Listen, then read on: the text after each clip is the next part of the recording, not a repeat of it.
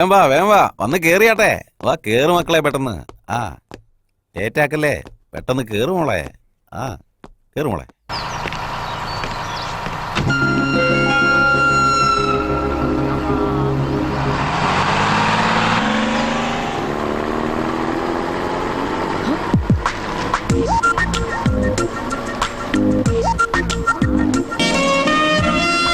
Hi, Amsa.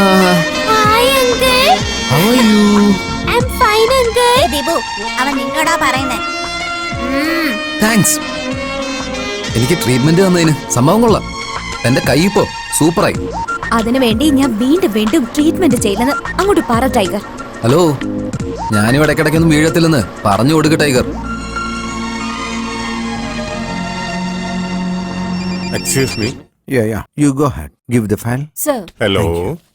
Hi dad. Hello Soni. Dad, meeting ഒക്കെ എങ്ങനെ ഉണ്ടായിരുന്നു? Fantastic.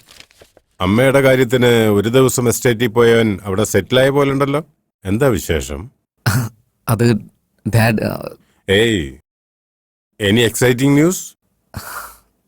Yes dad, I am in love. Wow. Dad, ഏയ്, ഒന്നുമില്ല. എന്താ ഇപ്പൊ പറഞ്ഞേ? ഒന്നുകൂടി പറഞ്ഞേ. Dad, I am in love. എനിക്കിത് വിശ്വസിക്കാനേ പറ്റുന്നില്ല. എന്തായാലും നിന്റെ കാര്യത്തിൽ ഇത് ഒരുപാട് താമസിച്ചു പോയി. എന്തായാലും ഇപ്പോഴെങ്കിലും നിനക്ക് സ്നേഹിക്കണമെന്ന് തോന്നിയല്ലോ. Go ahead, man. Thank you dad, thank you. I am in love.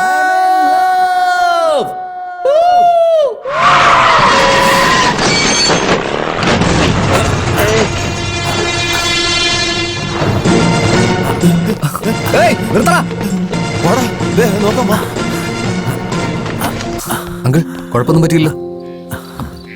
പതുക്കെ. പെട്ടെന്ന് ഇങ്ങോട്ടേക്ക് തിരിച്ചപ്പോ അവോയ്ഡ് ചെയ്യാൻ പറ്റിയില്ല. ആക്സിലേറ്റർ ഓട്ടുമ്പോ കണ്ണ എങ്ങോട്ടാ ഇവന്മാരുടെ പോകുന്നേ? സാർ, ഇവര് വന്ന സ്പീഡിന് സാറ് രക്ഷപ്പെട്ടന്നെ വലിയ കാര്യം. ആ അതുപോട്ടെ, സാറിന് വണ്ടി എവിടെയുള്ള? വണ്ടി ഞാൻ നോക്കിക്കോളാം. വണ്ടി സാർ, ജസ്റ്റ് മിസ്സാ. നിങ്ങളിരിക്കുന്ന സ്ഥലത്ത് വണ്ടിയും വണ്ടി ഇരിക്കുന്ന സ്ഥലത്ത് നിങ്ങളും ആണെങ്കിൽ എന്തായിരുന്നു അവസ്ഥ? അങ്കിൾ, നന്നായിട്ട് വേദനയുണ്ടോ? നമുക്കൊന്ന് ഹോസ്പിറ്റലിൽ പോയാലോ? സാരമില്ല മോനെ, കുറച്ച് കഴിയുമ്പോൾ എല്ലാം ശരിയായി. എന്റെ കാറിൽ ഫസ്റ്റ് എയ്ഡ് ബോക്സ് ഉണ്ട്, ഞാൻ ഇപ്പൊ കൊണ്ടുവരാം. നോക്കിയ അങ്കിൾ, എന്തുമാത്രം ബ്ലഡാ വരുന്നത്. കുഴപ്പമില്ല മോനെ, കുറച്ച് ചോരല്ലേ പോയുള്ളൂ. അങ്കിൾ, ഓരോ തുള്ളി വേർപ്പിനും ഓരോ തുള്ളി രക്തത്തിനും ഭയങ്കര വിലയാ അങ്കിൾ. വേഗം കൊണ്ടുപോടാ. അതെ വന്നു. ആ ബോക്സ് എവിടെ? നിന്റെ ജോലി എളുപ്പമാകാൻ വേണ്ടി ഇങ്ങനെ കൊണ്ടുവന്നാ. ആ അങ്കിൾ, കൈ ഒന്ന് കാണിച്ചേ. കുറച്ച് നീറ്റിലുണ്ടാവും. പഞ്ഞി പിടിച്ചേ.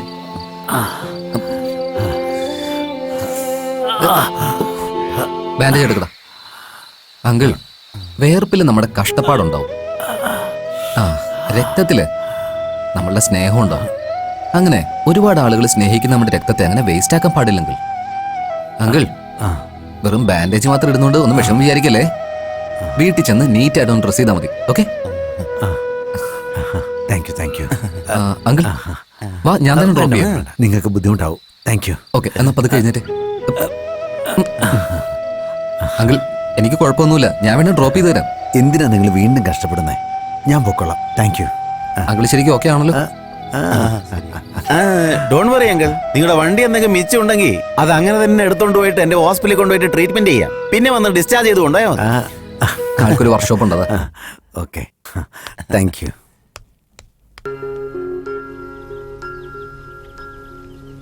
അച്ഛാ,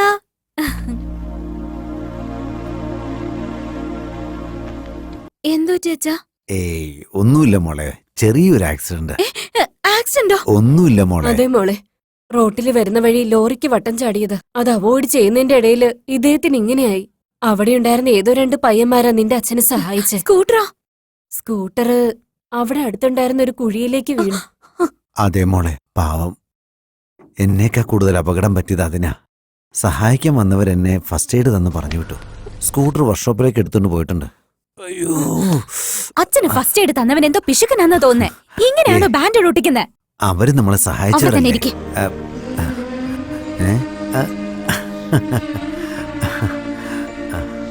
ഏ, ഏ, ഏ, ഏ.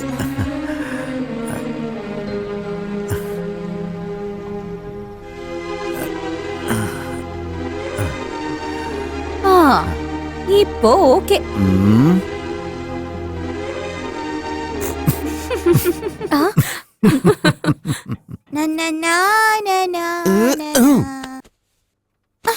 പുതിയ ഷർട്ടാ അതിൽ അഴുക്കാവും. ഏയ് ഞാൻ നിനക്ക് ശമ്പളം തരാതെ തന്നെ നീ ഈ ജാതി ഡ്രസ് ഇട്ടുകൊണ്ടാ വന്നോണ്ടിരിക്കുന്നത്. കൊടുത്തിരുന്നെങ്കിലേ ആ ഇതിലും വലിയ ഗ്യാരേജിന് ഓണറായിട്ടിരുന്നാനെ.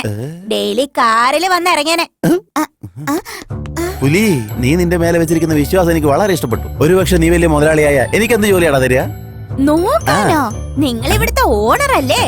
എപ്പോഴും കൂടെ തന്നെ വെച്ചേനെ എന്നെ ക്ലീനറായിട്ട്. എടാ പീപ്പുകുറ്റി അടിച്ചു നിന്നെ. ദേ ഇങ്ങോട്ട് നോക്ക്. ദേ ഈ കാണുന്ന വണ്ടിയുടെ ഓണർ വരും. അവൻ വന്നാല് ഈ ബില്ല് അവന്റെ കൊടു.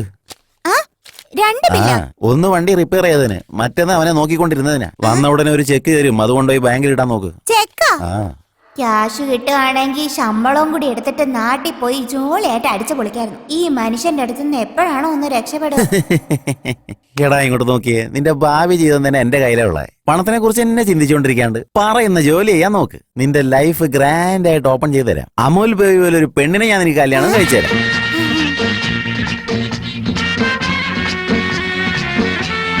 ഹേയ്. ബോസ്, ആ? നിങ്ങൾ എന്നെ കല്യാണം കഴിപ്പിച്ചു ആ, വിടുവോ? എടാ പൊട്ട, തന്റെ പ്രായം കൂടി, അതുകൊണ്ട് താൻ പോയി ആദ്യം കല്യാണം കഴിക്ക്. ഏജിനും കല്യാണത്തിനും ഒരു സംബന്ധവും ഇല്ല മോനെ.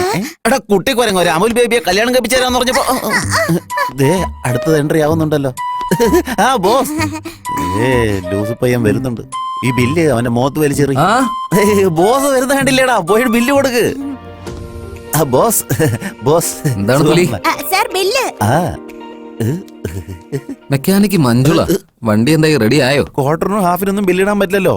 ഫുൾ ആയതിനു ശേഷം ഞാൻ ബില്ലിട്ടത്. 4-5 ദിവസം സേഫ് ആയിട്ടിരിക്കാൻ വേണ്ടി ഞാൻ ഇതിനുള്ളിൽ കിടന്നാ ഉറങ്ങിയത്. അത് മനസ്സിലായി.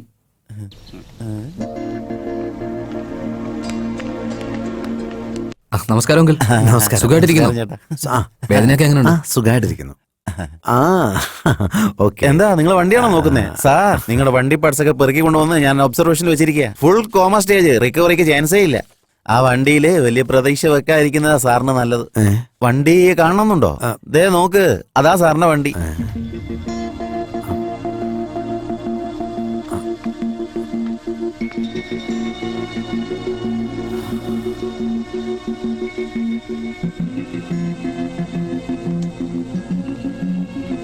മഞ്ജുൾ, വണ്ടി എങ്ങനെയെങ്കിലും ശരിയാക്കാൻ പറ്റുമോ? കഷ്ടവാ സാറേ, ഇത് അങ്ങനെ തന്നെ ആക്രി കിടക്ക് കൊടുക്കുന്ന നല്ലത്. എന്താ മോനെ ഇത് ആക്രിക്കട കൊടുക്കാൻ പറഞ്ഞേ? ഇതും എന്റെ കുടുംബത്തിലൊരു അംഗം തന്നെയാ. എത്രയോ വർഷമായിട്ട് എന്റെ കുടുംബത്തെ താങ്ങിക്കൊണ്ട് നടക്കുവാ. എന്താ മോനെ നീ ഇങ്ങനെയൊക്കെ പറയുന്നേ? I am sorry sir. Uncle, ഈ കാലത്ത് ഇങ്ങനത്തെ സെന്റിമെന്റ്സ് ഒക്കെ ആവശ്യമുണ്ടോ? ഇതിനും ഒരു ജീവനില്ലേ?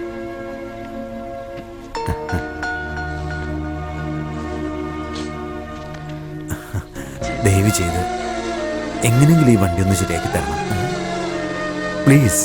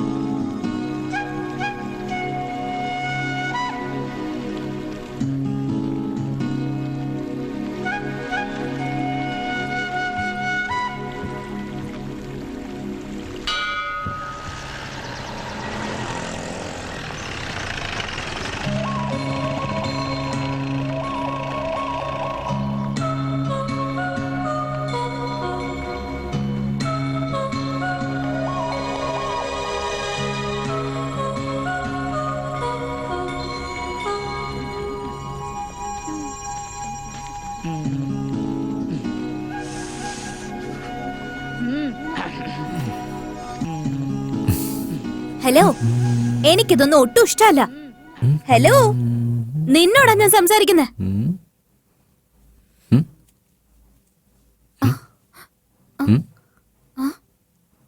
എന്നോടാണോ? എന്തിനാ എന്റെ പുറകെ ഇങ്ങനെ നടക്കുന്നേ? അത് കൊള്ളാലോ. മുമ്പേ നടന്നു പോകുന്ന ഒരുത്തനെ വിളിച്ചിട്ട് പുറകെ നടക്കരുതെന്ന് പറയാണല്ലേ. തനിക്ക് തലയ്ക്ക് വേറെ കുഴപ്പമൊന്നുമില്ലല്ലോ അല്ലേ? പിന്നെന്താണെന്നറിയോ, ഈ റോഡ് ആയിക്കോട്ടെ, എന്റെ ലൈഫ് ആയിക്കോട്ടെ, ഒരാൾ മുമ്പേ നടന്നാ മറ്റൊരാൾ പുറകെ നടന്നല്ലേ പറ്റൂ. വലിയ സ്മാർട്ട് ആണെന്നൊന്നും വിചാരിക്കണ്ട. ഇത് കോളേജാ. അന്ന് ചെവി ഫ്രീ ആയിരുന്നോണ്ട് ഒരു പൂ വെച്ച് ഓടി വന്നാണല്ലോ പാവാണെന്ന് ഓർത്താ വെള്ളം തന്നെ. വീണപ്പോ പാവം തോന്നിയിട്ട് കയ്യില് മണ്ണ് വെച്ചേ എന്നും പറഞ്ഞ് ഇവിടം വരെ വരുവോ? അതും കോളേജിനകത്ത്. ഈ ആമ്പിള്ളേരെല്ലാരും ഇങ്ങനെ. ഇത്തിരി ഭംഗിയുള്ള ഒരു പെൺകുട്ടിയെ കണ്ടാ മതി, പിന്നെ പുറകെ അങ്ങ് വന്നോളും. കുറച്ച് സിമ്പതി കാണിച്ചാ പിന്നെ ഭർത്താവാകണമെന്ന വിചാരം. കറക്റ്റാ, താൻ പറഞ്ഞത് കറക്റ്റാ. അത് പക്ഷേ സൗന്ദര്യമുള്ള പെൺപിള്ളേരെ ആലോചിക്കേണ്ട കാര്യമല്ലേ? തനിക്കെങ്ങനെയാ പ്രശ്നമാവുന്നത്? എന്നുവെച്ചാ താൻ തന്നെ തന്റെ മനസ്സിൽ താനൊരു സൗന്ദര്യമുള്ള പെണ്ണാണെന്നൊക്കെ വിചാരിച്ച് ഓ വെറുതെ അല്ലേ ഇങ്ങനെ ഓരോന്നൊക്കെ പറഞ്ഞുകൊണ്ടിരിക്കുന്നതല്ലേ? അതുകൊണ്ടാണ് ഞാൻ തന്നെ പുറകെ നടക്കുന്നത് വിചാരിച്ചല്ലേ? Oh my God. ആക്ച്വലി ഞാൻ ഈ കോളേജിലേക്ക് നല്ലൊരു പെൺകുട്ടിയെ ലൈൻ അടിക്കാന്ന് വിചാരിച്ചൊക്കെയാ വന്നത്. താൻ കൺഫ്യൂസ്ഡ് ആവുന്നുണ്ട് കേട്ടോ. അല്ല, താൻ തന്റെ മനസ്സില് സ്വയം ഒരു സുന്ദരിയാന്നൊക്കെ വിചാരിച്ച് ജീവിക്കായിരുന്നില്ലേ? എന്റെ മോളെ, വീട്ടിലെ കണ്ണാടി എന്ന് പറഞ്ഞൊരു സാധനം ഉണ്ടല്ലോ, ഇടയ്ക്കിടയ്ക്ക് അതൊക്കെ എടുത്ത് നോക്ക്. താൻ എങ്ങനെ ഇരിക്കുന്നറിയോ എനിക്ക്? അതായത് ഈ ബണ്ണുണ്ടല്ലോ, ബണ്ണ് അത് ഈ ഉണ്ടാക്കുന്നത് കണ്ടിട്ടില്ലേ? ഇങ്ങനെ മാവെടുത്ത് കുഴച്ച് ഇങ്ങനെ ആട്ടി ആട്ടി പിന്നെ അത് മാവിൽ മുക്കിയെടുത്ത് ഇതിങ്ങനെ ഓങ്ങി ഒരു എറിഞ്ഞുണ്ടല്ലോ, അപ്പൊ ഒരു ഷേപ്പ് ക്രിയേറ്റ് ആവില്ലേ? അതുപോലെ ഉണ്ട്. വന്ന് ഞാൻ തന്നെ ഫോളോ ചെയ്തെന്നൊക്കെ വിചാരിച്ചല്ലേ? എന്റെ മോളെ, ഒരു റിക്വസ്റ്റ് ഉണ്ട്. എന്റെ പേര് കാർത്തിക്. ഏജ് പ്രേമിക്കാനുള്ള പ്രായമൊക്കെ ആയി. Height 5.11 inches.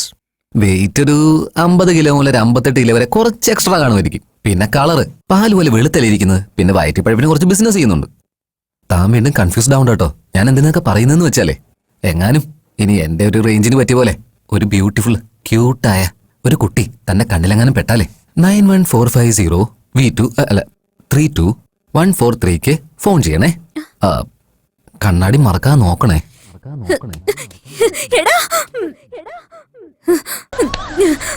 നിന്നെ എന്റെ കയ്യിലെങ്ങനെ കിട്ടിയുണ്ടല്ലോ. നീ എന്താ എന്നെ പറ്റി വിചാരിച്ചേ?